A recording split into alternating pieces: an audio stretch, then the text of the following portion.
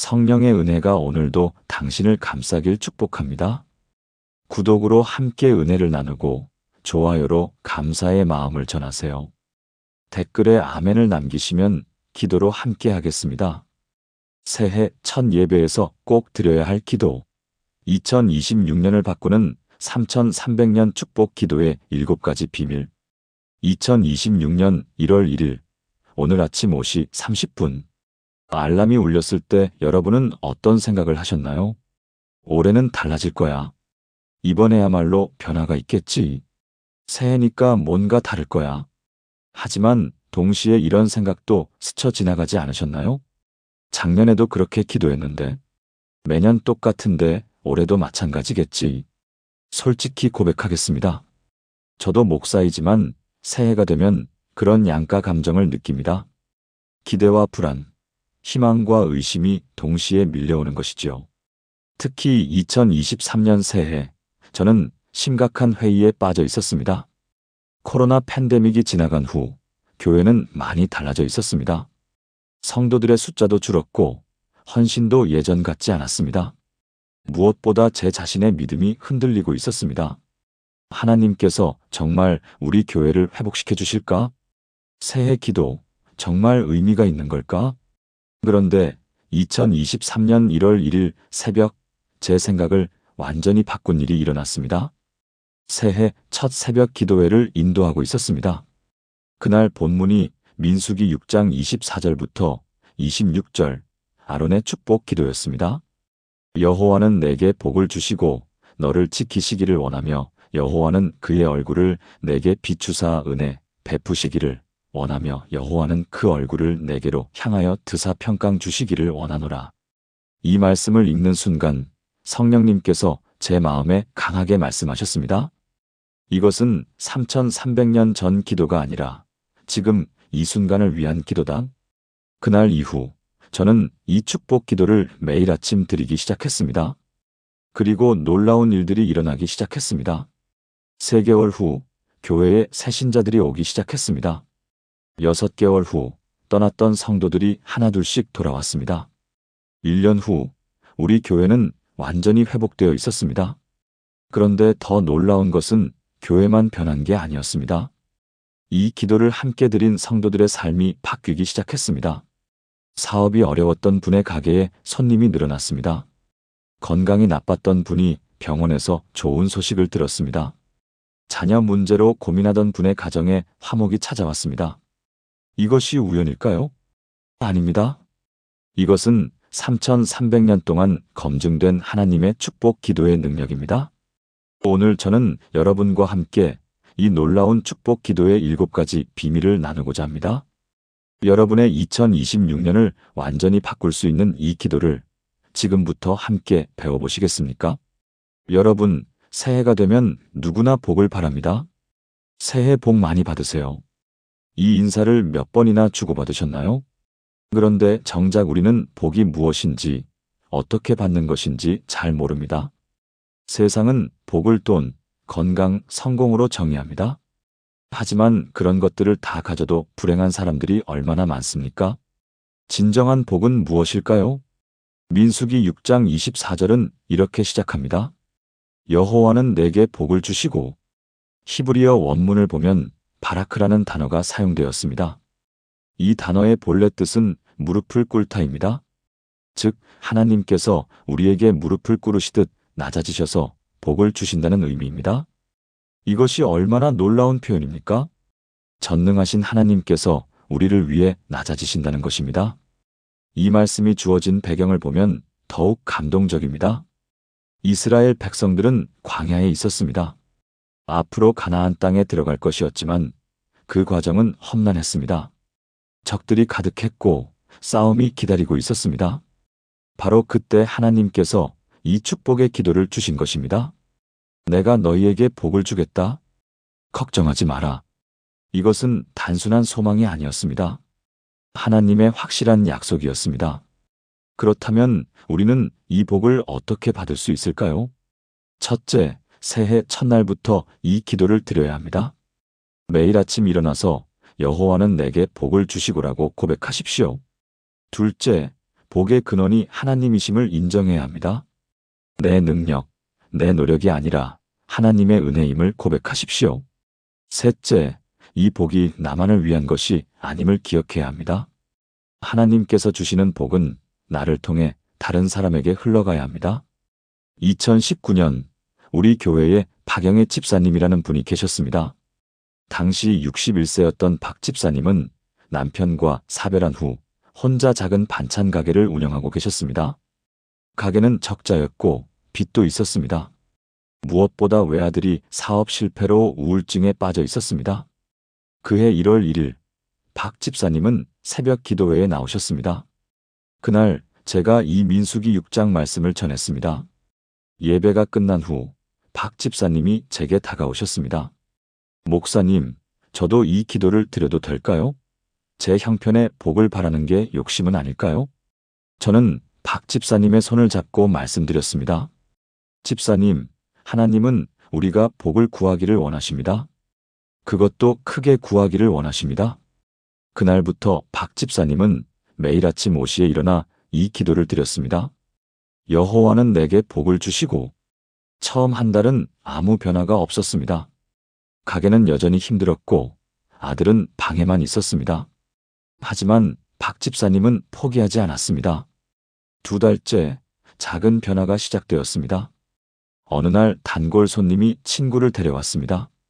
그 친구가 또 다른 친구를 데려왔습니다. 입소문이 나기 시작한 것입니다. 3달째 가게 매출이 조금씩 올라가기 시작했습니다. 4달째 아들이 방에서 나와 박 집사님을 도우며 말했습니다. 엄마, 나도 다시 시작해 볼게요. 6달째 아들이 새로운 사업 아이템을 찾았습니다. 1년 후인 2020년 1월 박 집사님은 간증을 했습니다. 작년 이맘때 저는 절망 속에 있었습니다. 하지만 하나님은 정말로 복을 주셨습니다. 가게는 흑자로 돌아섰고 빚도 다 갚았습니다. 무엇보다 아들이 새로운 꿈을 갖게 되었습니다. 이제 저는 압니다. 하나님의 복은 돈이 아니라 희망이라는 것을, 그 희망이 모든 것을 바꾼다는 것을. 2024년 현재 박 집사님의 아들은 성공적으로 사업을 운영하고 있습니다. 그리고 박 집사님은 매주 교회 근처 독거노인들에게 반찬을 무료로 나눠드리고 계십니다. 하나님께서 주신 복이 이제 다른 사람들에게 흘러가고 있는 것입니다. 사랑하는 여러분, 지금 저와 함께 이렇게 기도해 보시겠습니까? 하나님 아버지, 2026년 새해를 맞이하며 주님께 나아갑니다. 여호와는 내게 복을 주시는 하나님이심을 고백합니다. 이 복은 내 능력이 아니라 주님의 은혜로 임하는 것입니다. 올해 제 삶에 주님의 복을 부어주시고 그 복이 가족과 이웃에게도 흘러가게 하소서. 단순히 물질의 복이 아니라 진정한 희망과 기쁨의 복을 주소서. 주님이 복의 근원이심을 믿습니다. 예수님의 이름으로 기도합니다. 아멘. 이 기도를 매일 아침 드려보십시오. 여러분의 2026년이 달라질 것입니다. 복을 받는 것도 중요하지만 그 복을 지키는 것은 더욱 중요합니다. 세상에는 우리의 복을 빼앗아가려는 힘들이 많이 있습니다. 질병, 사고, 시험, 유혹, 두려움, 불안. 이런 것들이 우리를 공격할 때 우리는 어떻게 해야 할까요? 민수기 6장 24절 후반부는 이렇게 선포합니다. 너를 지키시기를 원하며. 히브리어로 샤마르라는 단어입니다. 이 단어는 단순히 보호한다는 뜻이 아닙니다. 파수꾼이 성벽 위에서 밤낮으로 지킨다는 의미입니다. 하나님께서 우리를 위해 24시간 깨어 계신다는 것입니다. 여러분, 밤에 잠들 때 불안하신 적 없으신가요? 내일 무슨 일이 일어날지, 사랑하는 가족들은 안전한지, 그런 생각에 잠 못 이루는 밤들이 있지요. 하지만 하나님은 결코 주무시지 않습니다. 시편 121편 4절은 이렇게 말합니다. 이스라엘을 지키시는 이는 졸지도 아니하시고 주무시지도 아니하시리로다. 이것이 얼마나 큰 위로입니까? 내가 잠들어 있을 때도 하나님은 깨어 나를 지키고 계십니다. 그렇다면 우리는 어떻게 이 보호하심을 경험할 수 있을까요? 첫째, 하나님의 보호하심을 매일 고백해야 합니다. 여호와께서 나를 지키신다고 입으로 선포하십시오. 둘째, 하나님 안에 거해야 합니다. 시편 91편 1절처럼 지극히 높으신 자의 은밀한 곳에 거하십시오. 셋째, 두려워하지 말고 담대해야 합니다. 하나님이 지키시는데 무엇을 두려워하겠습니까? 2021년 우리 교회 청년부에 이민수 형제가 있었습니다.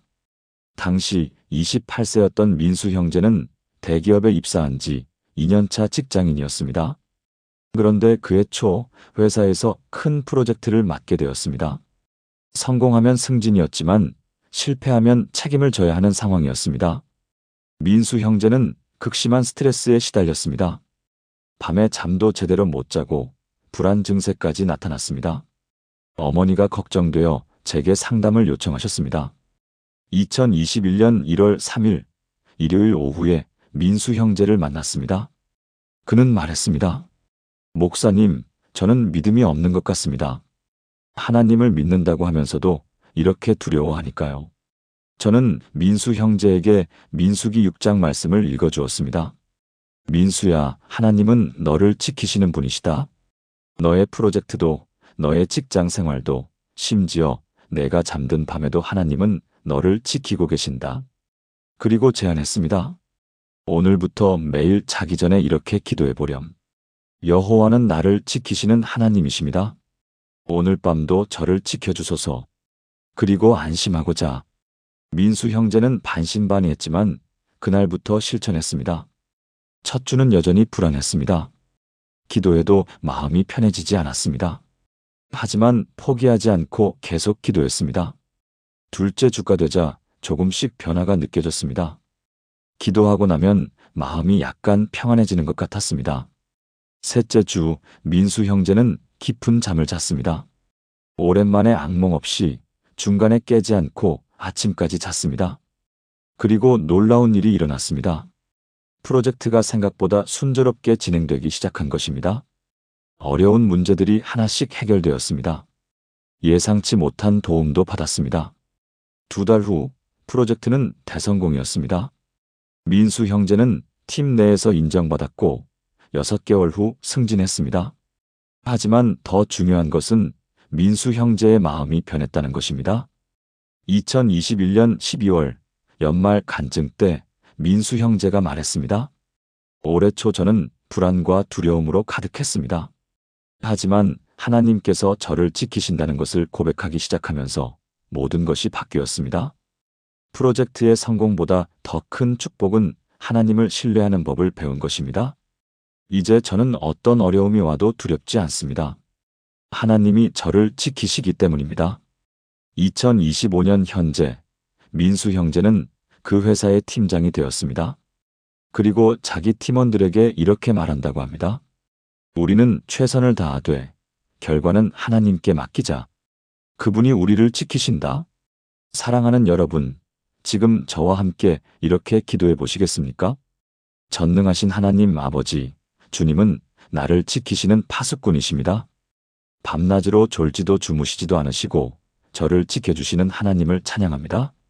올해 제가 마주할 모든 어려움과 시험 가운데 주님이 저를 지켜주소서.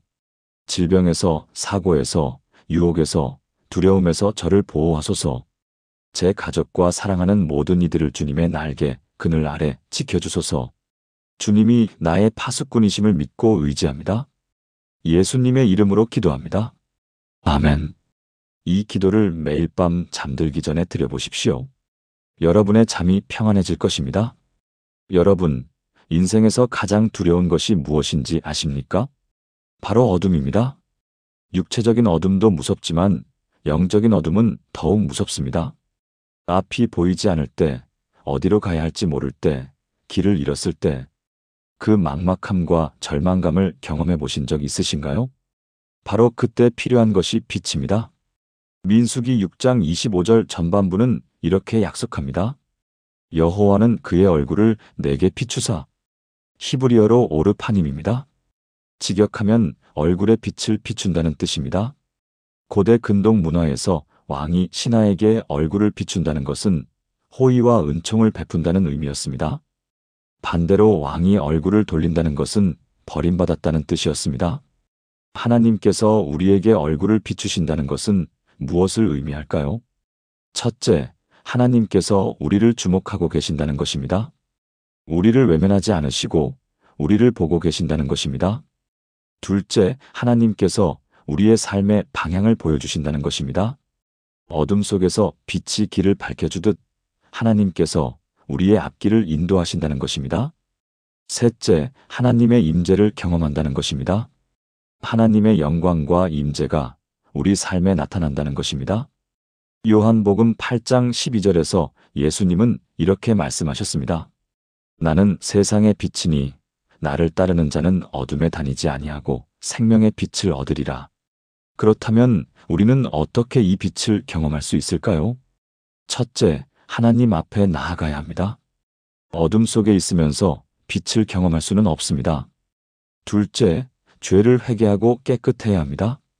죄는 하나님의 얼굴을 가리는 구름과 같습니다. 셋째, 말씀과 기도로 하나님과 교제해야 합니다. 그럴 때 하나님의 임재가 빛처럼 우리를 비춥니다. 2018년 우리 교회에 최혜진 자매가 있었습니다. 당시 56세였던 혜진 자매는 20년 넘게 전업주부로 살아왔습니다. 두 자녀를 다 키우고 대학에 보낸 후 갑자기 삶의 목적을 잃어버렸습니다. 이제 나는 무엇을 위해 살아야 하지? 아침에 일어나도 할 일이 없었습니다. 아이들은 독립했고 남편은 바빴습니다. 혜진 자매는 점점 우울증에 빠져들었습니다. 교회도 나가기 싫어졌고 사람 만나는 것도 피하게 되었습니다. 방 안에만 있으면서 하루하루를 그냥 보냈습니다. 그렇게 6개월이 지났습니다. 2018년 12월 31일 연말이었습니다. 남편이 걱정되어 억지로 새해 전야 예배에 데리고 왔습니다. 그날 제가 전한 말씀이 민수기 6장 25절이었습니다. 여호와는 그의 얼굴을 내게 비추사. 설교 중에 저는 이렇게 말했습니다. 여러분, 혹시 지금 인생의 어둠 속에 계신가요? 앞이 보이지 않으신가요? 하나님께서 여러분의 얼굴을 비추시기를 기도하십시오. 그분의 빛이 임하면 모든 것이 달라집니다. 혜진 자매는 그 말을 듣는 순간 눈물이 쏟아졌습니다. 그래, 나는 지금 어둠 속에 있어. 빛이 필요해. 예배가 끝난 후 혜진 자매는 기도실로 갔습니다. 그리고 울면서 기도했습니다. 하나님, 제 인생이 너무 어둡습니다. 앞이 보이지 않습니다. 제게 주님의 얼굴 빛을 비춰주세요. 제가 무엇을 해야 할지 보여주세요. 그날 밤 혜진 자매는 결단했습니다. 2019년부터 매일 새벽 기도를 나가기로, 그리고 매일 아침 여호와는 그의 얼굴을 내게 비추신다고 고백하기로, 2019년 1월 2일 첫 새벽 기도에 나갔습니다. 어둠 속에서 교회로 가는 길이 무섭고 힘들었습니다. 하지만 포기하지 않았습니다. 한 주가 지나고 두 주가 지나고 한 달이 지났습니다. 처음에는 아무 변화가 없는 것 같았습니다. 하지만 두 달째 무언가 달라지기 시작했습니다. 새벽 기도 후 집에 돌아오면 마음이 조금 가벼워졌습니다. 세 달째 혜진 자매는 성경을 읽다가 한 구절에 마음이 끌렸습니다. 내 백성 중에 가난한 자가 내 곁에 있으면. 그 순간 마음속에 음성이 들렸습니다.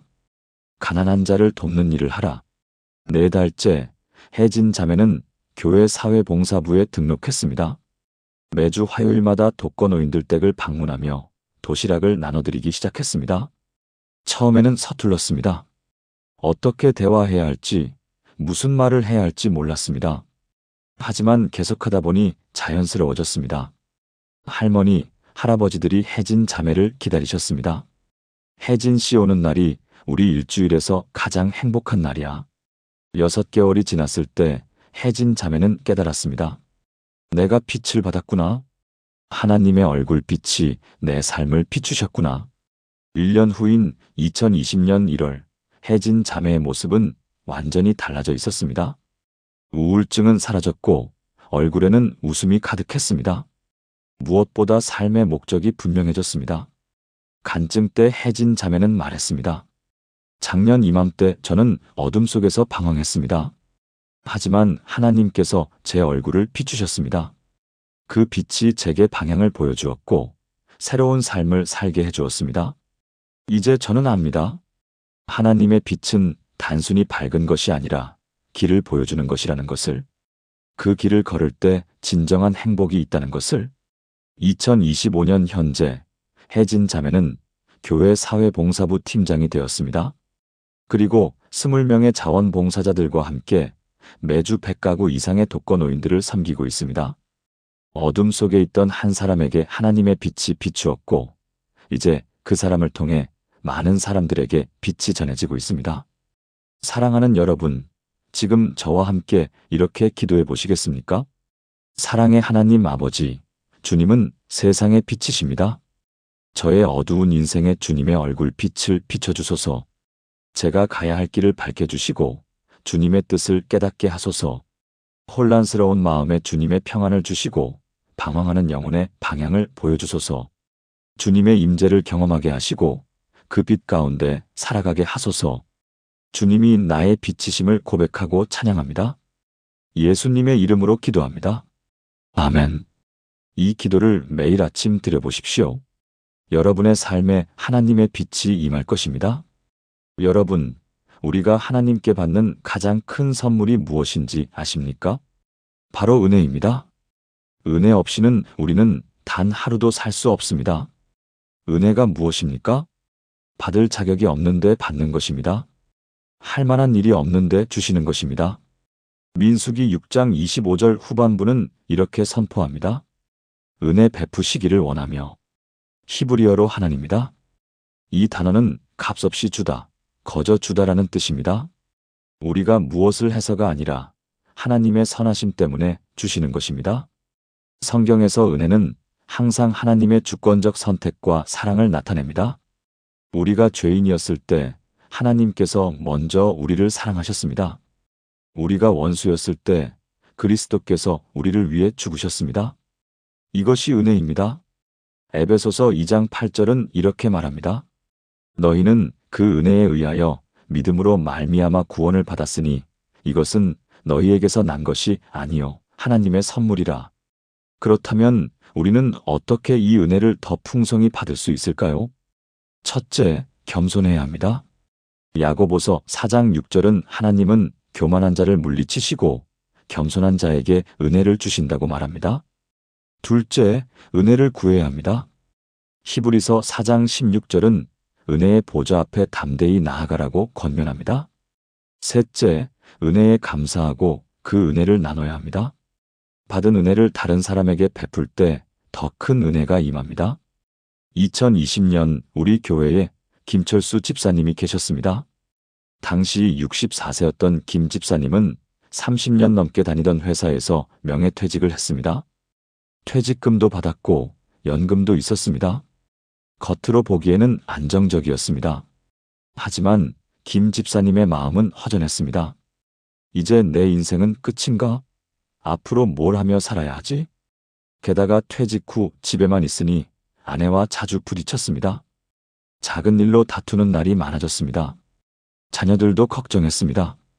아빠, 취미 생활이라도 하세요. 하지만 김 집사님은 아무것도 하고 싶지 않았습니다. 2020년 12월 31일 연말이었습니다. 교회에서 송구영신 예배를 드렸습니다. 그날 제가 전한 말씀이 민수기 6장이었습니다. 특히 은혜 베푸시기를 원하며라는 구절을 강조했습니다. 여러분, 새해에는 하나님의 은혜를 구하십시오. 그런데 은혜를 받기만 하지 마십시오. 그 은혜를 나누십시오. 은혜를 나눌 때 더 큰 은혜가 임합니다. 김 집사님은 그 말씀이 마음에 꽂혔습니다. 은혜를 나눈다. 나도 할 수 있을까? 예배 후 김 집사님은 저를 찾아왔습니다. 목사님, 저도 뭔가 할 수 있는 일이 있을까요? 교회에서 봉사하고 싶습니다. 저는 김 집사님의 경력을 알고 있었습니다. 회사에서 인사부장을 하셨고 직원 교육을 담당하셨습니다. 집사님, 교회 청년들에게 취업 상담과 멘토링을 해주시면 어떨까요? 김 집사님은 처음에는 자신이 없었습니다. 제가 청년들을 가르칠 수 있을까요? 요즘 젊은이들과는 세대 차이가 있는데 집사님의 경험과 지혜가 필요합니다. 한번 해보시죠. 2021년 1월부터 김 집사님은 매주 토요일 오전에 청년들을 만나기 시작했습니다. 처음에는 3명의 청년이 왔습니다. 이력서 작성법, 면접 준비, 직장 생활 조언 등을 나눴습니다. 처음에는 서먹했습니다. 청년들도 어색해했고 김 집사님도 긴장했습니다. 하지만 시간이 지나면서 분위기가 바뀌었습니다. 청년들이 김 집사님을 신뢰하기 시작했습니다. 집사님, 정말 도움이 많이 돼요. 감사합니다. 한 달 후 그 3명 중 2명이 취업에 성공했습니다. 소문이 나기 시작했습니다. 김 집사님한테 상담받으면 취업이 잘 된대. 2달 후에는 10명이 모였습니다. 석 달 후에는 20명으로 늘었습니다. 김 집사님은 바빠졌습니다. 토요일뿐만 아니라 평일에도 청년들을 만났습니다.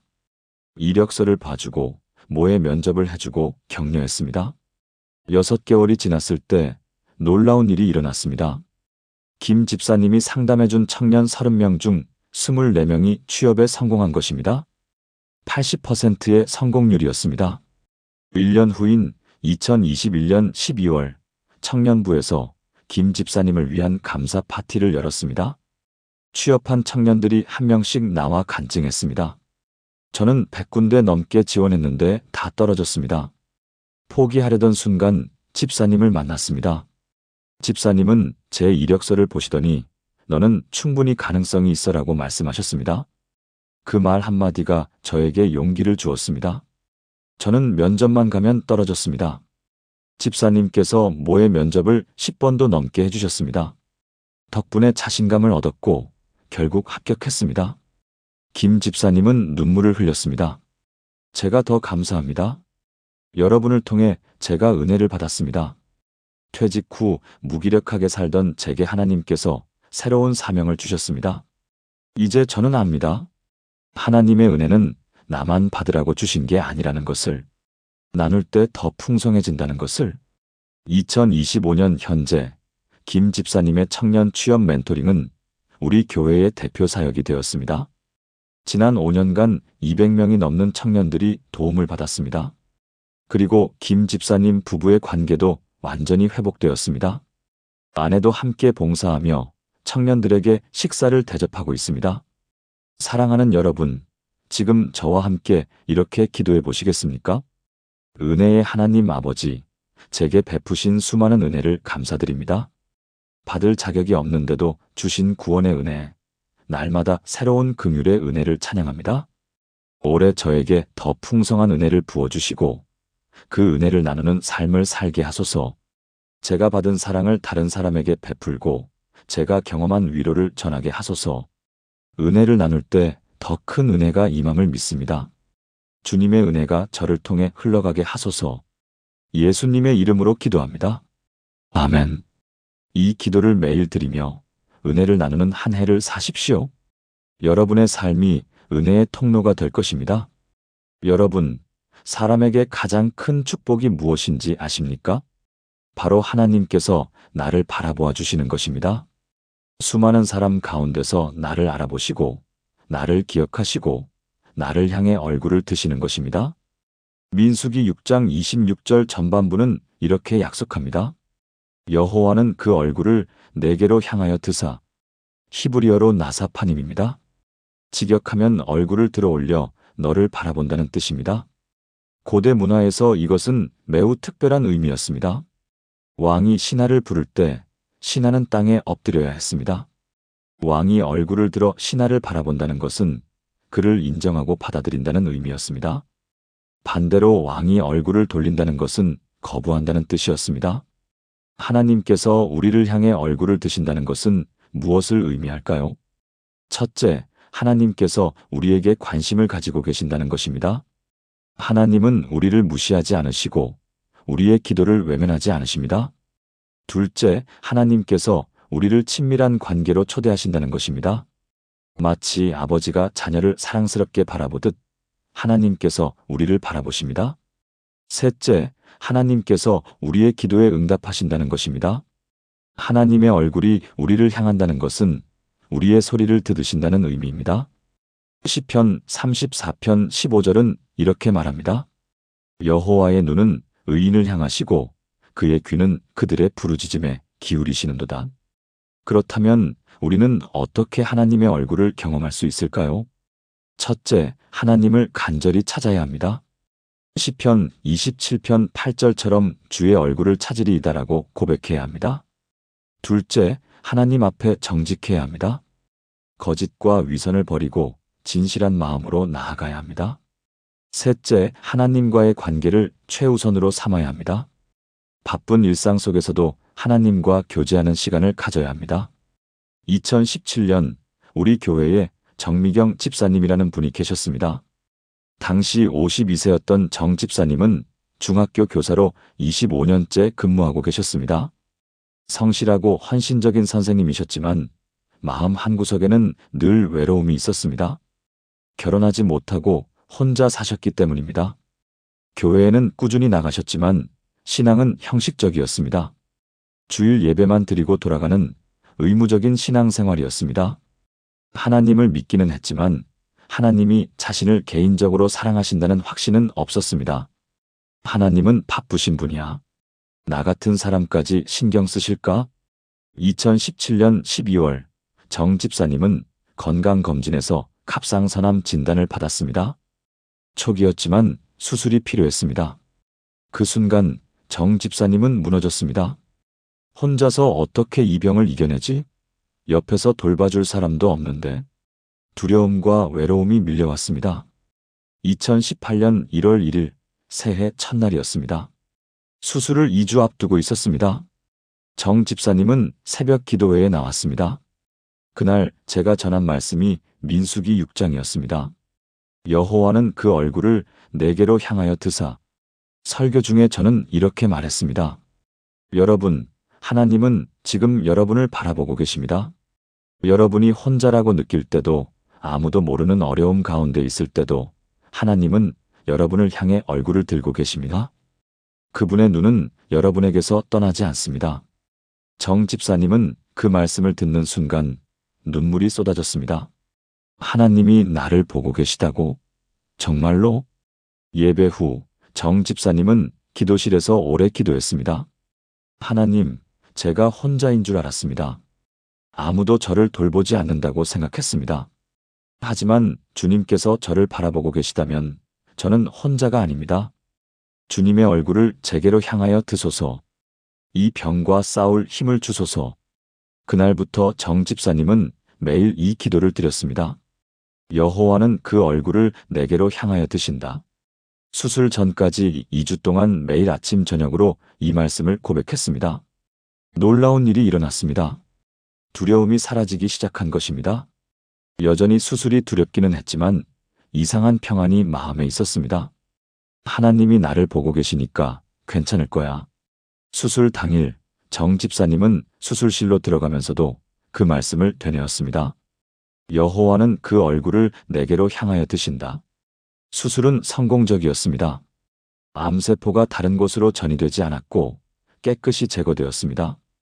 회복 기간 동안 정 집사님은 계속 그 말씀을 묵상했습니다. 그런데 신기한 일이 일어났습니다. 교회 성도들이 병문안을 오기 시작한 것입니다. 평소에 잘 알지 못했던 분들도 왔습니다. 집사님, 혼자 계시면 힘드시죠? 제가 반찬 좀 만들어 왔어요. 집사님, 퇴원하시면 우리 집에서 며칠 지내세요. 제가 돌봐드릴게요. 정 집사님은 깜짝 놀랐습니다. 내가 혼자인 줄 알았는데 이렇게 많은 분들이 나를 기억해 주시다니. 3개월 후 정 집사님은 완전히 회복되어 학교로 복귀했습니다. 그리고 그때부터 정 집사님의 신앙생활이 완전히 달라졌습니다. 주일 예배만 드리던 분이 새벽 기도, 수요 예배, 금요 기도회에도 참석하기 시작했습니다. 교회 봉사에도 적극적으로 참여했습니다. 1년 후인 2019년 1월 간증 때 정 집사님은 말했습니다. 작년 이맘때 저는 혼자라고 생각했습니다. 하나님도 멀리 계신 줄 알았습니다. 하지만 하나님은 제게 얼굴을 들어 보이셨습니다. 저를 바라보고 계셨습니다. 그 사실을 깨달았을 때 모든 것이 바뀌었습니다. 두려움이 사라지고 평안이 왔습니다. 외로움이 떠나고 사랑을 경험했습니다. 이제 저는 압니다. 하나님의 눈은 항상 저를 향하고 계시다는 것을, 그분이 저를 잊지 않으신다는 것을. 2025년 현재 정 집사님은 암완치 판정을 받은 지 7년이 되었습니다. 그리고 지금은 교회에서 암 환자들을 위한 기도 모임을 인도하고 계십니다. 저처럼 병 때문에 외롭고 두려운 분들께 전하고 싶어요. 하나님은 여러분을 바라보고 계십니다. 혼자가 아닙니다. 사랑하는 여러분, 지금 저와 함께 이렇게 기도해 보시겠습니까? 사랑의 아버지 하나님, 주님은 저를 향해 얼굴을 드시는 분이십니다. 제가 외롭다고 느낄 때도, 혼자라고 생각할 때도 주님은 저를 바라보고 계셨습니다. 주님의 눈이 항상 저를 향하고 있음을 믿습니다. 제 기도를 들으시고, 제 눈물을 보시고, 제 마음을 아시는 하나님을 찬양합니다. 올해 모든 순간에 주님이 저와 함께 하심을 경험하게 하소서. 주님의 얼굴이 저를 향하고 있음을 항상 기억하며 살아가게 하소서. 주님이 나를 보고 계심을 믿고 고백합니다. 예수님의 이름으로 기도합니다. 아멘. 이 기도를 매일 드리십시오. 여러분은 결코 혼자가 아닙니다. 여러분, 이 시대 사람들이 가장 원하는 것이 무엇인지 아십니까? 바로 평강입니다. 돈이 있어도, 건강이 있어도 마음에 평안이 없으면 행복할 수 없습니다. 세상은 평안을 주지 못합니다. 오히려 불안과 두려움을 조장합니다. 하지만 하나님께서는 우리에게 참된 평강을 주십니다. 민수기 6장 26절 후반부는 이렇게 약속합니다. 평강 주시기를 원하노라. 히브리어로 샬롬입니다. 이 단어는 단순히 전쟁이 없는 상태를 뜻하지 않습니다. 완전함, 온전함, 풍성함, 조화를 의미합니다. 하나님과의 관계, 사람과의 관계, 자기 자신과의 관계가 모두 온전한 상태입니다. 요한복음 14장 27절에서 예수님은 이렇게 말씀하셨습니다. 평안을 너희에게 끼치노니 곧 나의 평안을 너희에게 주노라. 내가 너희에게 주는 것은 세상이 주는 것과 같지 아니하니라. 너희는 마음에 근심하지도 말고 두려워하지도 말라. 세상이 주는 평안은 조건부입니다. 상황이 좋을 때만 평안합니다. 하지만 하나님이 주시는 평강은 무조건적입니다. 폭풍 속에서도 평안할 수 있습니다. 그렇다면 우리는 어떻게 이 평강을 경험할 수 있을까요? 첫째, 하나님과의 관계를 회복해야 합니다. 로마서 5장 1절은 믿음으로 의롭다 하심을 받았으니 우리 주 예수 그리스도로 말미암아 하나님과 화평을 누리자고 말합니다. 둘째, 염려를 하나님께 맡겨야 합니다. 빌립보서 4장 6에서 7절은 아무것도 염려하지 말고 다만 모든 일에 기도와 간구로 너희 구할 것을 하나님께 아뢰라고 권면합니다. 셋째, 말씀과 기도로 하나님의 임재 안에 거해야 합니다. 이사야 26장 3절은 주께서 심지가 견고한 자를 평강의 평강으로 지키시리니 이는 그가 주를 의뢰함이니이다라고 약속합니다. 2022년 우리 교회에 신동욱 집사님이라는 분이 계셨습니다. 당시 58세였던 신 집사님은 30년 넘게 사업을 하셨습니다. 건설업을 하셨는데 꽤 성공적이었습니다. 경제적으로 여유가 있었고 자녀들도 잘 키웠습니다. 겉으로 보기에는 모든 것이 완벽했습니다. 하지만 신 집사님의 마음에는 평안이 없었습니다. 항상 불안했습니다. 사업이 망하면 어떡하지? 경쟁사가 더 잘 되면 어떡하지? 밤에 잠도 제대로 못 잤습니다. 새벽 3시, 4시면 깨서 걱정을 했습니다. 신경성 위염도 생겼습니다. 의사는 스트레스를 줄이라고 했지만 방법을 몰랐습니다. 심지어 교회에 나와서도 마음이 편하지 않았습니다. 예배를 드리면서도 사업 걱정을 했습니다. 기도하면서도 내일 있을 미팅 생각을 했습니다. 아내가 걱정했습니다. 당신, 이러다 큰일 나요. 좀 쉬어요. 하지만 신 집사님은 쉴 수가 없었습니다. 쉬면 뒤처진다. 열심히 해야 한다. 2022년 12월 25일 크리스마스였습니다. 신 집사님은 성탄절 예배에 참석했습니다. 그날 제가 전한 말씀이 민수기 6장 축복 기도였습니다. 여호와는 평강 주시기를 원하노라. 설교 중에 저는 이렇게 말했습니다. 여러분, 혹시 모든 것을 가졌는데도 마음에 평안이 없으신가요? 성공했는데도 불안하신가요? 그것은 하나님의 평강이 없기 때문입니다. 세상이 주는 안정감은 언제든지 무너질 수 있습니다. 하지만 하나님이 주시는 평강은 어떤 상황에서도 흔들리지 않습니다. 신 집사님은 그 말씀에 찔렸습니다. 맞아, 나는 평강이 없어. 돈도 있고 건강도 있는데 왜 이렇게 불안할까? 예배 후 신 집사님은 저에게 상담을 요청했습니다. 목사님, 저는 왜 항상 불안할까요? 뭘 더 해야 마음이 편할까요? 저는 신 집사님에게 솔직히 말씀드렸습니다.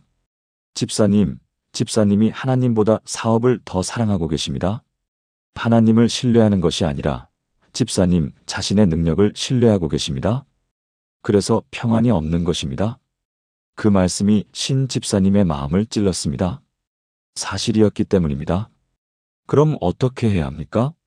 집사님, 2023년 새해에는 하나님을 최우선으로 삼으십시오. 매일 아침 사업보다 먼저 하나님을 만나십시오. 민수기 6장 26절 말씀을 매일 고백하십시오. 여호와는 내게 평강을 주신다고 선포하십시오. 신 집사님은 결단했습니다. 2023년 1월 1일부터 매일 새벽 5시에 일어나 기도하기로. 처음에는 너무 힘들었습니다. 30년 넘게 늦잠 자던 습관을 바꾸기가 쉽지 않았습니다. 하지만 포기하지 않았습니다. 한 주, 두 주, 한 달이 지났습니다. 처음에는 아무 변화가 느껴지지 않았습니다. 여전히 불안했고 걱정이 많았습니다. 하지만 두 달째부터 조금씩 달라지기 시작했습니다. 기도하고 나면 마음이 조금 가벼워지는 것 같았습니다. 세 달째, 신 집사님은 놀라운 경험을 했습니다.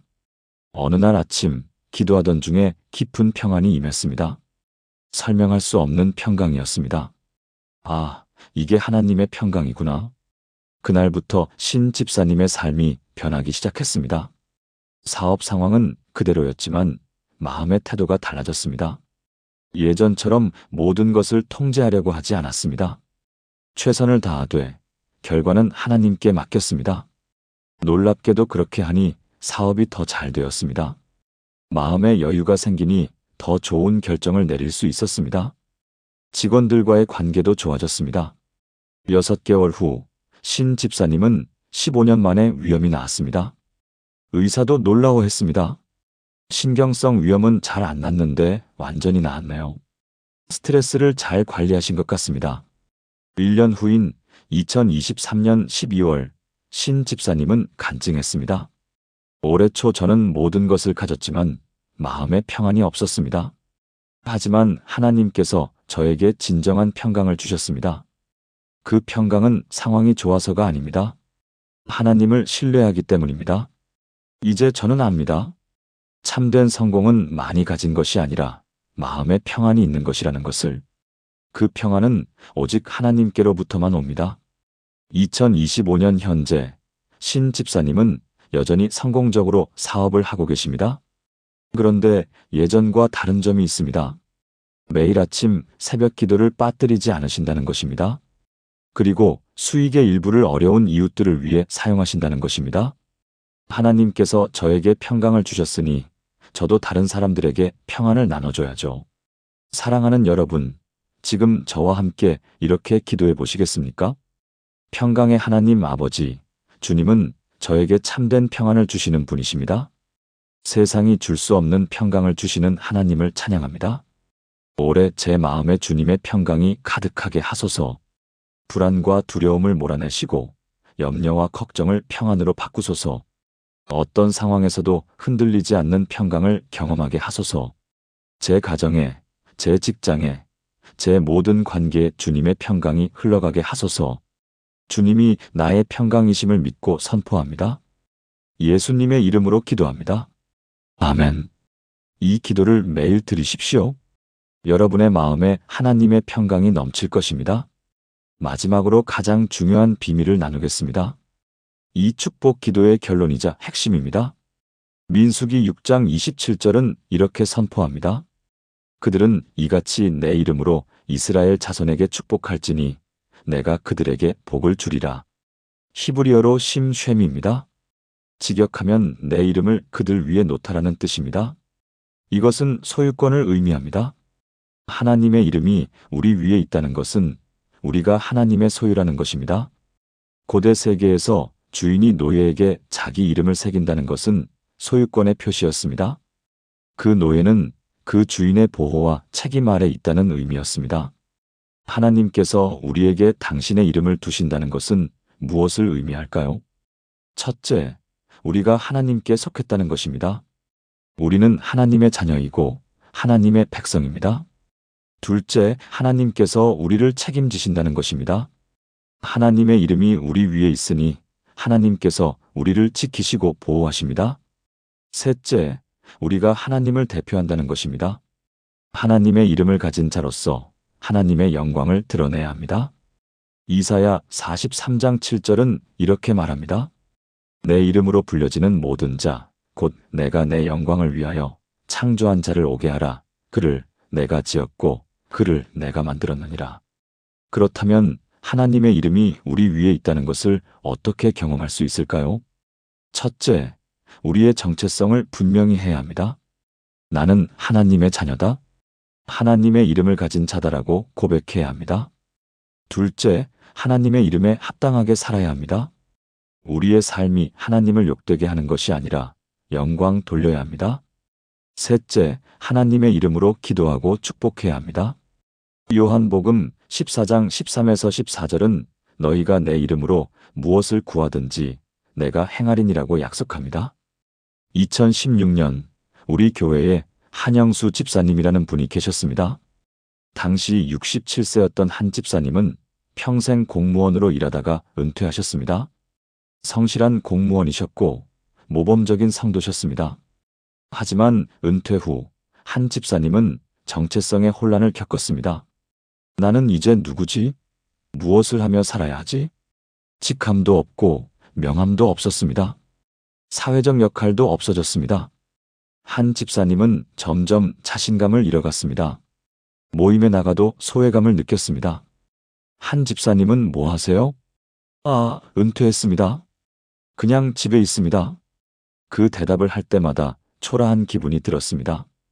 2016년 12월 31일 송구영신 예배였습니다. 그날 제가 전한 말씀이 민수기 6장이었습니다. 특히 27절 내 이름으로 이스라엘 자손에게 축복할지니라는 구절을 강조했습니다. 여러분, 세상은 여러분의 직업, 직함, 재산으로 여러분을 정의합니다. 하지만 하나님은 다르십니다. 하나님은 당신의 이름을 우리에게 주셨습니다.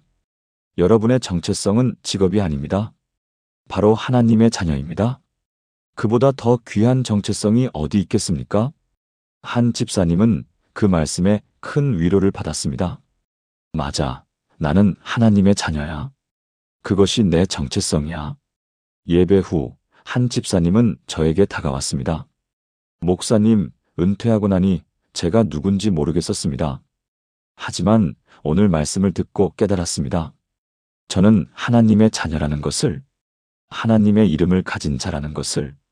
그날 밤 한 집사님은 오래 기도했습니다. 하나님, 제가 은퇴했지만 여전히 저는 하나님의 자녀입니다. 하나님의 이름이 제 위에 있습니다. 이제 저에게 새로운 사명을 주소서. 하나님의 이름으로 무엇을 하며 살아야 할지 보여주소서. 2017년 1월 한 집사님은 기도 응답을 받았습니다. 어느 날 아침 신문을 읽다가 한 기사를 보았습니다. 독거노인들의 고독사가 증가하고 있다는 내용이었습니다. 나도 이분들을 도울 수 있지 않을까? 한 집사님은 지역 복지관에 연락했습니다. 저는 은퇴한 공무원입니다. 혹시 독거노인 분들께 필요한 일이 있으면 돕고 싶습니다. 복지관 담당자는 기뻐했습니다. 정말 감사합니다. 독거노인 분들께 말벗이 되어주실 자원봉사자가 절실히 필요합니다. 한 집사님은 매주 월요일과 목요일 독거노인 댁을 방문하기 시작했습니다. 처음에는 5가구를 맡았습니다. 대부분 70대 후반에서 80대 초반의 할머니, 할아버지들이었습니다. 자녀들이 있지만 바빠서 자주 오지 못하는 분들이었습니다. 한 집사님은 그분들과 이야기를 나누며 시간을 보냈습니다. 때로는 함께 산책을 하고 때로는 병원에 동행했습니다. 그리고 항상 방문을 마칠 때 민수기 6장 축복 기도를 해드렸습니다. 여호와는 내게 복을 주시고 너를 지키시기를 원하며. 할머니, 할아버지들은 그 기도를 너무 좋아하셨습니다. 한 집사님이 기도해주고 가면 마음이 참 편하네요. 6개월 후 한 집사님이 맡은 가구가 10가구로 늘었습니다. 1년 후에는 15가구가 되었습니다. 한 집사님은 바빠졌습니다. 하지만 행복했습니다. 이것이 내 사명이구나. 하나님의 이름으로 이분들을 축복하는 것. 2년 후인 2019년 놀라운 일이 일어났습니다. 한 집사님이 섬기던 할머니 한 분이 세례를 받으신 것입니다. 85세의 이순덕 할머니였습니다. 이 할머니는 평생 교회를 다니지 않으셨는데 한 집사님을 만나고 변화되셨습니다. 한 집사님이 해주시는 축복 기도를 듣다 보니 그 하나님을 믿고 싶어졌어요. 그 후로도 세례받는 할머니, 할아버지들이 계속 나왔습니다. 3년간 총 7명이 세례를 받았습니다. 2019년 12월 한 집사님은 간증했습니다. 3년 전 저는 은퇴 후 정체성을 잃었습니다. 하지만 하나님께서 저에게 당신의 이름을 주셨습니다. 너는 내 자녀다. 너는 내 이름을 가진 자다. 그 이름으로 나가서 다른 사람들을 축복하라. 그 음성을 듣고 순종했을 때 제 인생의 가장 보람있는 시간이 시작되었습니다. 이제 저는 압니다. 나이가 많든 적든 직업이 있든 없든 우리의 진정한 정체성은 하나님의 자녀라는 것을. 그 이름 하나면 충분합니다. 2025년 현재 한 집사님은 78세가 되셨습니다. 여전히 독거노인들을 섬기고 계십니다. 지난 9년간 섬긴 어르신이 100명이 넘습니다. 그리고 그중 23명이 세례를 받았습니다. 한 집사님은 말씀하십니다. 제가 그분들을 축복한 것이 아닙니다. 하나님의 이름이 그분들을 축복한 것입니다. 저는 그저 하나님의 이름을 전달하는 통로일 뿐입니다. 사랑하는 여러분, 지금 저와 함께 이렇게 기도해 보시겠습니까? 전능하신 아버지 하나님, 주님의 이름이 제 위에 있음을 감사합니다. 저는 하나님의 자녀이고 하나님의 이름으로 불리는 자입니다. 세상이 정의하는 것이 아니라 하나님이 정의하시는 정체성을 가진 자입니다. 올해 하나님의 이름으로 살아가게 하소서. 하나님의 이름에 합당하게 행하고 하나님의 영광을 드러내게 하소서. 하나님의 이름으로 다른 사람들을 축복하는 삶을 살게 하소서. 주님의 이름이 나를 통해 높임 받게 하소서. 나는 하나님의 자녀임을 믿고 선포합니다. 예수님의 이름으로 기도합니다. 아멘. 이 기도를 매일 드리십시오. 여러분의 정체성이 분명해질 것입니다. 사랑하는 여러분, 지금까지 민수기 6장 아론의 축복 기도에 담긴 7가지 놀라운 비밀을 함께 나누었습니다. 이제 이 모든 것을 하나의 기도로 엮어 함께 하나님께 드리겠습니다. 마음을 모아 함께 기도하시겠습니까? 전능하신 하나님 아버지, 3300년 전 이스라엘 백성들에게 주신 이 축복 기도를 오늘 2026년 저희에게도 허락하심을 감사드립니다. 복을 주시고 지키시며 얼굴빛을 비추시고 은혜를 베푸시며 얼굴을 들어 보이시고 평강을 주시며 주님의 이름을 두시는 하나님을 찬양합니다. 저는 고백합니다. 여호와는 내게 복을 주시는 하나님이십니다. 내 능력이 아니라 주님의 은혜로 복이 임합니다. 여호와는 나를 지키시는 하나님이십니다. 밤낮으로 졸지도 주무시지도 않으시고 저를 파수하시는 하나님을 신뢰합니다. 여호와는 그의 얼굴을 내게 비추시는 하나님이십니다. 어둠 속에서 방황할 때 주님의 빛이 제 길을 밝히십니다. 여호와는 내게 은혜를 베푸시는 하나님이십니다. 받을 자격이 없는데도 값없이 주시는 주님의 사랑을 찬양합니다. 여호와는 그 얼굴을 내게로 향하여 드시는 하나님이십니다. 저를 외면하지 않으시고 항상 저를 바라보시는 하나님께 감사합니다. 여호와는 내게 평강을 주시는 하나님이십니다. 세상이 줄 수 없는 참된 평안을 주시는 하나님을 의지합니다. 여호와는 당신의 이름을 내게 두신 하나님이십니다. 저는 하나님의 자녀이고 하나님의 이름으로 불리는 자입니다. 2026년 한 해 동안 이 축복이 저와 제 가족, 우리 교회, 이 땅의 모든 성도들 위에 임하게 하소서. 매일 아침 이 기도로 시작하게 하시고 이 말씀이 저희 삶의 반석이 되게 하소서. 복을 받고 지키심을 경험하며 빛을 보고 은혜를 나누고 주님의 얼굴을 대면하며 평강을 누리고 주님의 이름으로 살아가게 하소서. 이 축복이 저희를 통해 이 땅의 모든 사람들에게 흘러가게 하소서. 3300년 전에도 지금도 변함없이 신실하신 하나님을 찬양하며 믿고 의지합니다. 살아계신 예수 그리스도의 이름으로 기도합니다. 아멘. 사랑하는 여러분, 오늘 우리는 3300년 전 이스라엘 백성들에게 주신 축복 기도의 7가지 비밀을 함께 나누었습니다. 첫째, 하나님이 복을 주시는 기도. 둘째, 하나님이 지키시는 기도. 셋째, 하나님의 얼굴 빛을 비추시는 기도. 넷째, 하나님이 은혜 베푸시는 기도.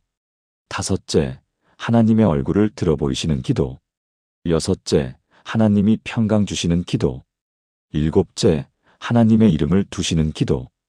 이 7가지는 단순한 종교적 형식이 아닙니다. 살아계신 하나님의 살아있는 약속입니다. 3300년 동안 수많은 사람들이 이 기도를 통해 삶의 변화를 경험했습니다.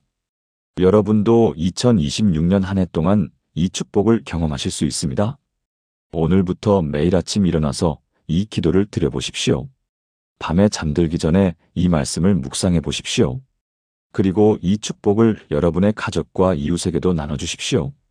이 기도가 여러분의 2026년을 완전히 바꿀 것입니다. 오늘 이 말씀이 마음에 와닿으셨다면 좋아요 버튼을 눌러주시고 아래 댓글란에 아멘이라고 적어주세요. 그리고 더 많은 분들이 이 축복을 경험할 수 있도록 공유 부탁드립니다. 여러분 모두에게 하나님의 풍성한 복과 지키심, 빛 비춤과 은혜, 임재와 평강, 그리고 하나님의 이름이 함께 하시기를 기도합니다. 2026년 한 해 여러분의 삶에 이 7가지 축복이 넘치기를 축원합니다. 하나님의 사랑과 은혜가 여러분과 여러분의 가정에 가득하시기를 기도합니다. 새해 복 많이 받으시고 주 안에서 승리하는 한 해 되시기를 축복합니다. 샬롬.